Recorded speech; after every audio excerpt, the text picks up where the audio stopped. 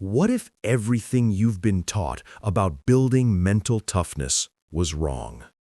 What if you could forge an unbreakable mind, not in years, but in just 7 days? And what if the blueprint for this transformation was written 400 years ago by the greatest swordsman who ever lived, and then deliberately hidden? This is not about positive thinking. This is not about motivation. This is about a brutal, precise, and terrifyingly effective psychological protocol known as Takumyo, the forging. For the next 7 days, you will not be learning, you will be unlearning. You will not be adding strength, you will be removing weakness, and by the end of this week, you will possess a mind that no external force can break.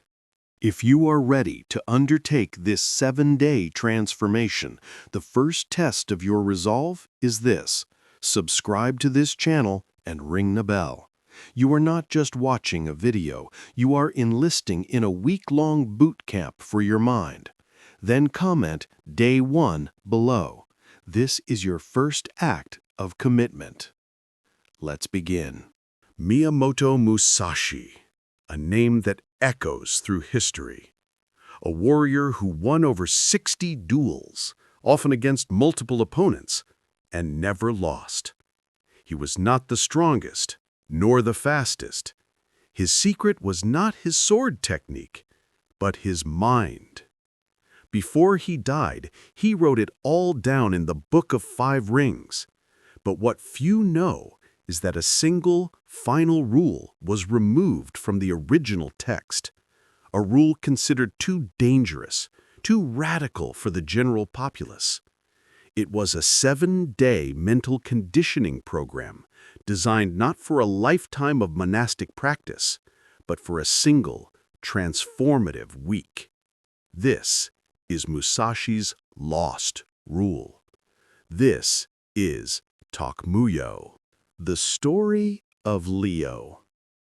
Our guide on this journey is Leo, a modern man with a modern problem.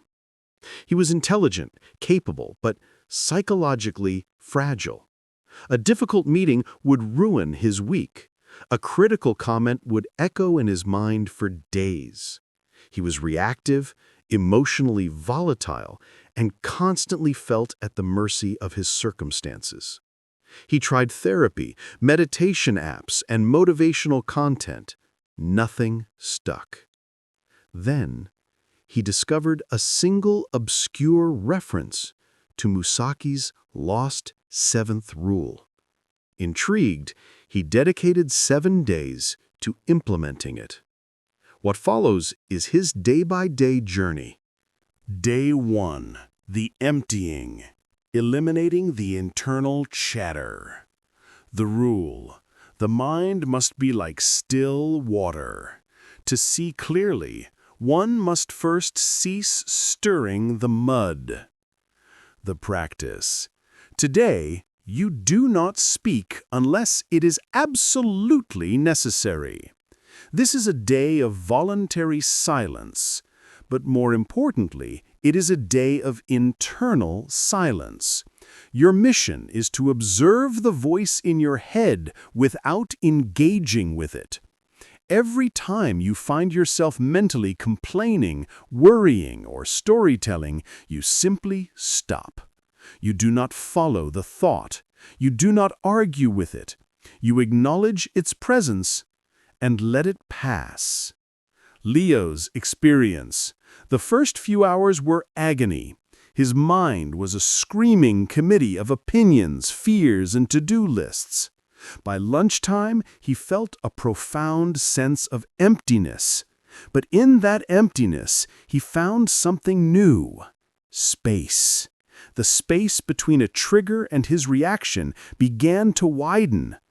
By evening, the mental noise had quieted to a whisper. He wasn't thinking less, he was being thought by less. The constant internal narration that drained his energy and clouded his judgment was finally subsiding. Day 2. The observation. Mastering your environment. The rule: do not look at a mountain and see a mountain. Look at a mountain and see its slopes, its rocks, its shadows. To see the whole is to see nothing. To see the parts is to see everything. The practice: today you become a pure observer. You will practice hyper-awareness of your environment. On your commute, you will not listen to music or podcasts. You will notice the specific way light falls through a window, the exact tone of a colleague's voice, the feeling of the air on your skin. Your goal is to be so immersed in sensory input that there is no room for internal commentary. Leo's experience: initially, it felt tedious. Then it became fascinating. He noticed the micro-expressions on his boss's face that revealed true feelings. He saw the intricate patterns in the pavement he walked every day. By forcing his attention outward, he broke the cycle of obsessive self-reference. The world became more vivid, and his problems, by contrast, seemed smaller and more manageable. He was stepping out of the movie of his own mind and into the reality of the present moment. Day 3. The acceptance. Embracing discomfort. The rule: the warrior invites the storm. He does not hide from it, for in the storm he finds his true strength. The practice: today you will not avoid a single uncomfortable thing. You will take the cold shower. You will have the difficult conversation you've been avoiding. You will do the workout you dread. The rule is simple. When you feel the impulse to retreat from discomfort, you must lean in. You are not doing this to punish yourself. You are doing it to prove a fundamental truth to your nervous system. Discomfort is not danger. Leo's experience. This was the hardest day. His body and mind rebelled violently. But with each embraced discomfort, a shift occurred. The anxiety before the cold shower was worse than the shower itself. The fear of the difficult conversation was more paralyzing than the conversation. He was systematically dismantling the illusion that comfort equals safety and discomfort equals threat. He was building a new relationship with reality itself. Day 4. The resolution. The one-pointed mind. The rule: the archer does not shoot at two targets. The mind that splits itself achieves nothing. The practice: today you will practice single-tasking with ferocious intensity. You will choose one and only one major task for the day. From the moment you begin until the moment it is complete, you will give it your undivided attention. No phone, no email, no multitasking. If your mind wanders, you gently return it to the task, just as on day 1. Leo's experience. He chose a complex report he had been procrastinating on for weeks. For 4 hours, he did nothing else. The quality of his work was exponentially higher than usual. But more importantly, the mental state he achieved was one of profound peace and power. The exhausting cognitive load of context switching was gone. He was no longer a scattered collection of attentional fragments, but a unified, directed force. Day 5. The confrontation. Facing your shadow. The rule: in a dark room, you fear the monster. Turn on the light, and you see it is only a coat. Do not sit in the dark. The practice. Today, you will deliberately confront your greatest fear. Not a physical fear, but a psychological one. The fear of failure, of rejection, of being found out. You will write it down in explicit detail. Then you will write down the absolute worst-case scenario, and then you will accept it. You will make peace with it. You will visualize it so completely that it loses its power to haunt you. Leo's experience. Leo confronted his deep-seated fear of being seen as incompetent. He wrote down the worst-case scenario. He would get fired, his friends would lose respect for him, he would end up alone. As he sat with this vision, something unexpected happened. The monster lost its fangs. He realized that even if this worst-case scenario came true, he would survive. He would adapt. By accepting the possibility of failure, he robbed it of its terrifying power. The energy he used to spend running from this shadow was now available to him. Day 6. The integration, the mirror of the world. The rule. Your environment is a reflection of your mind. To change your mind, you must first change your world. The practice. Today, you will bring the internal order you've built to your external world. You will meticulously clean and organize your living space, your workspace, your digital life. You will remove every item that does not serve a purpose or bring you peace. You are not just cleaning, you are sculpting your environment to reflect the clarity you are building within. Leo's experience. He cleaned his apartment from top to bottom. He deleted old files, unsubscribed from distracting newsletters, and threw out clutter. The process was cathartic. With every bag of trash removed, he felt lighter.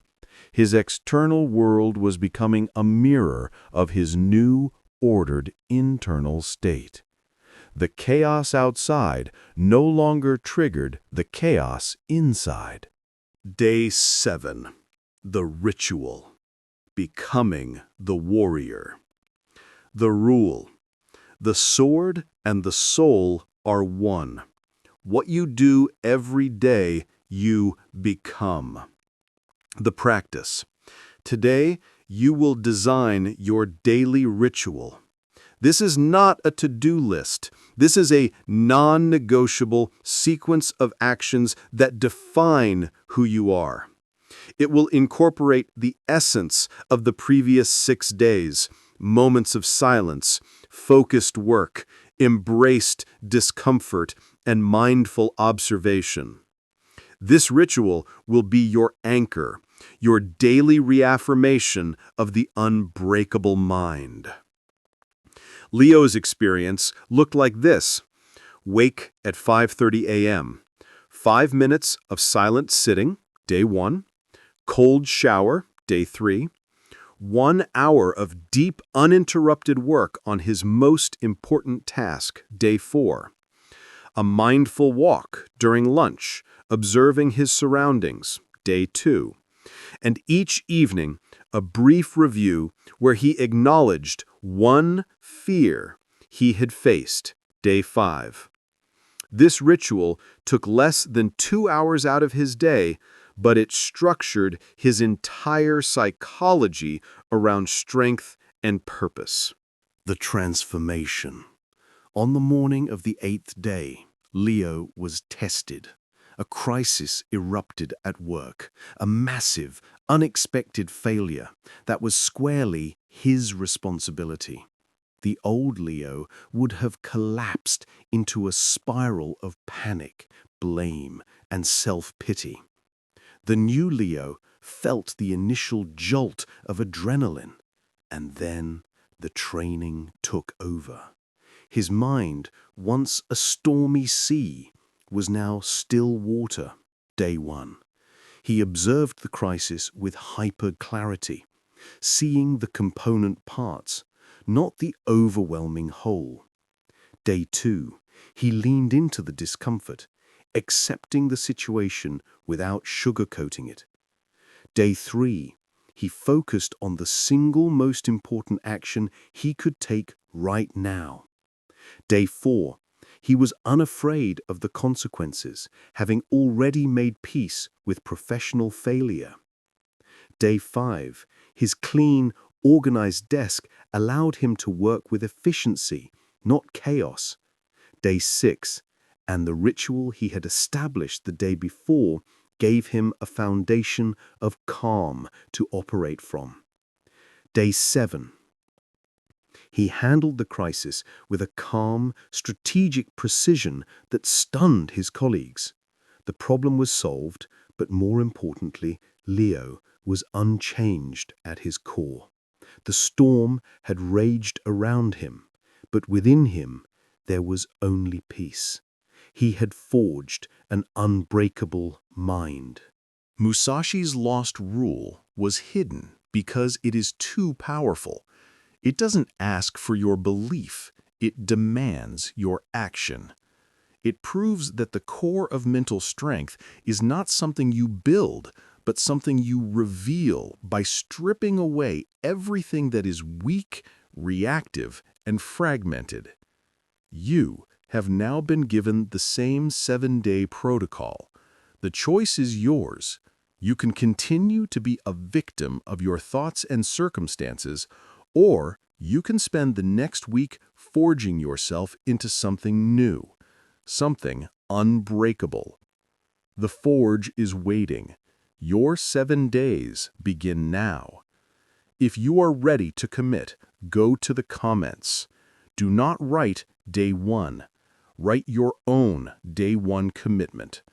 What is the one thing you will stop doing today? What internal chatter will you silence? This is your first step. I will be watching for your comments. See you on the other side.